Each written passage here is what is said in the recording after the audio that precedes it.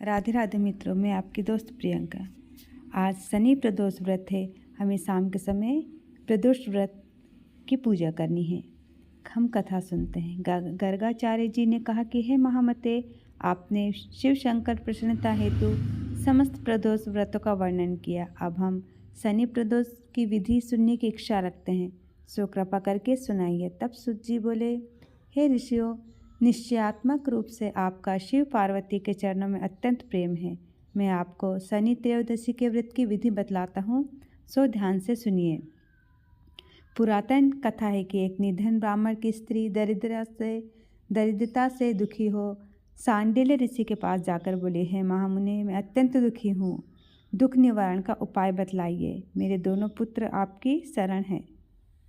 ज्येष्ठ पुत्र का नाम धर्म है, जो कि राजपुत्र है, और लघु का नाम शुचिव्रत है।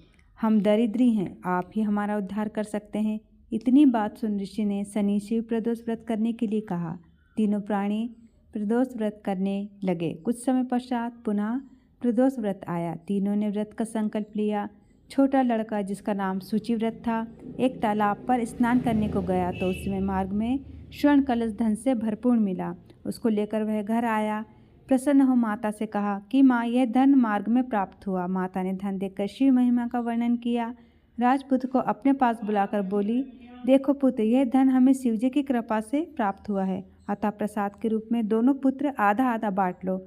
माता का वचन सुन राजपुत्र ने शिव पार्वती का ध्यान किया और बोला, पूज्य माता, यह धन आपके पुत्र का ही है, मैं इसका अधिकारी नहीं हूँ। मुझे शंकर भगवान और माता पार्वती जब देंगे तब लूँगा। इतना कहकर वह राजपुत्र शंकर जी की पूजा में लग गया। एक दिन दोनों भाइयों का प्रदेश भ्रमण का विचार हुआ। वहाँ अनेक गंधर्व कन्याओं का क्रीड़ा करते हुए देखा। उन्हें देख सूची से आगे नहीं जाना चाहिए।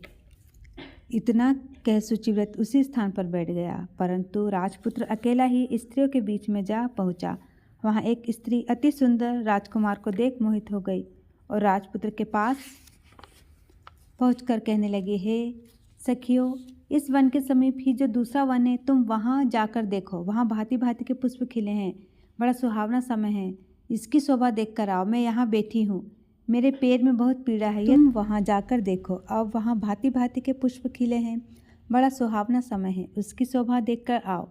मैं यहीं बैठी हूँ, मेरे पैर में बहुत पीड़ा है। यह सुन सब सखी दूसरे वन में चली गई। वह सुंदर राजकुमार की ओर देखती रही। इधर राजकुमार भी कामुक दृष्टि से निहारने लगा। युवती बोली, आप कहाँ रहते हैं? वन में कैसे पधारे? किस राजा के पुत्र हैं? क्या नाम है? राजकुमार बोला, मैं विदर्भ नरेश का पुत्र हूँ, आप अपना परिचय दे। युवती बोली, मैं विद्राविक नामक गंधर्व की पुत्री हूँ, मेरा नाम अंशुमती है। मैंने आपकी मनस्थिति को जान लिया है कि आप मुझ पर मोहित है। विधाता ने हमारा तुम्हारा सहयोग मिलाया है। युवती ने मोतियों का हार राजकुमार के गले में डाल दिया। राजकुमार हार स्वीकार करते हुए बोला कि हे भद्रे, मैंने आपका प्रेमोपहार स्वीकार कर लिया है, परंतु मैं निर्धन हूँ। राजकुमार के इन वचनों को सुनकर गंधर्व कन्या बोली कि मैं जैसा कह चुकी हूँ वैसा ही करूँगी, अब आप अपने घर जाएं। इतना कहकर गंधर्व कन्या सखियों से जा मिली। घर जाकर राजकुमार ने शुचिव्रत को सारा वृतांत कह सुनाया। जब तीसरा दिन आया, वह राजपुत्र शुचिव्रत को लेकर उसी वन में जा पहुँचा। वही गंधर्वराज अपनी कन्या को लेकर आ पहुँचा। इन दोनों राजकुमारों को देख आसन दे कहा कि मैं कैलाश पर गया था। वहाँ शंकर जी ने मुझसे कहा कि वह धर्मगुप्त नाम का राजपुत्र है, जो इस समय राज्यविहीन और निर्धन है। वह मेरा परम भक्त है। हे गंधर्वराज, तुम उसकी सहायता करो। मैं महादेव जी की आज्ञा से इस कन्या को आपके पास लाया हूँ, आप इसका निर्वाह करें। मैं आपकी सहायता कर राजगद्दी पर बिठा दूंगा। इस प्रकार गंधर्वराज ने कन्या का विधिवत विवाह कर दिया।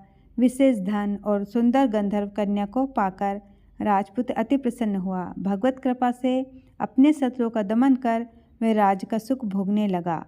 बोलिए श्री शंकर भगवान की जय, गौरा मैया की जय। प्रदोष व्रत की कथा समाप्त हुई।